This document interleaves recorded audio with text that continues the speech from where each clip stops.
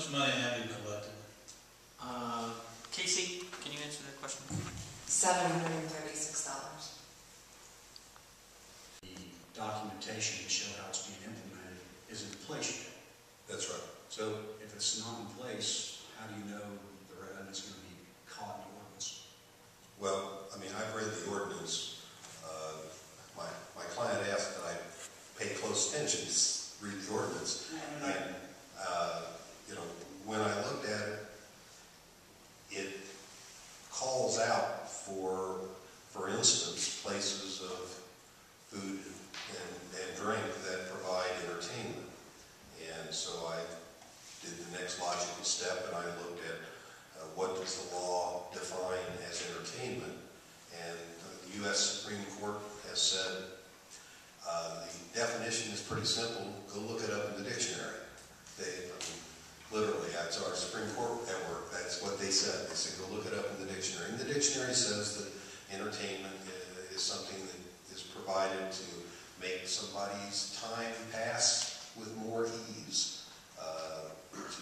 And they've had case law that has said restaurants and bars that provide music and televisions fit the criteria of entertainment. So putting two and two together, I assume that that's going to be part of the routine here, that you're stuck with the same law that we all are in that regard.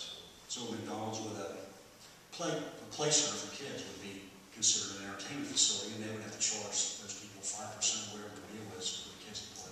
I think that's a real question, yes. And the same thing with a jukebox. Most bars or restaurants have a jukebox. That's entertainment. That's right. So does everybody have to pay a 5% tax? I think so. Mr. Callahan, could you correct me if I'm wrong, but I believe this is an admissions tax and not a sales tax? I'm sorry?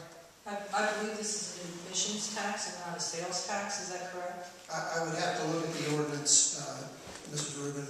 I don't have it in front of me this evening, but I think that Mr. Chambers and Mr. Foley raised some issues that certainly need to be looked into.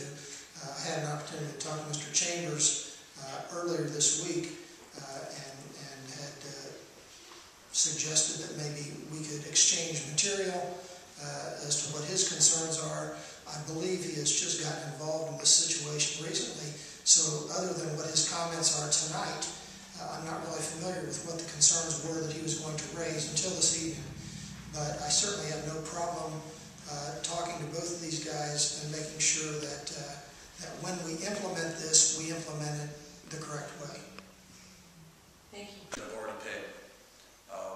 If we push the date out for effectivity of this ordinance, what do we do about that? Are we going to supply a refund, or how do we? I would think you're going to do one of two things. You're either going to refund that money, or you're going to hold that money as a credit towards whatever the tax eventually is whenever it becomes, whenever it goes into effect. And that would be an action that our city manager would, our city manager would undertake without our input, correct? Correct. How much money have you collected? Casey, can you answer that question? $736.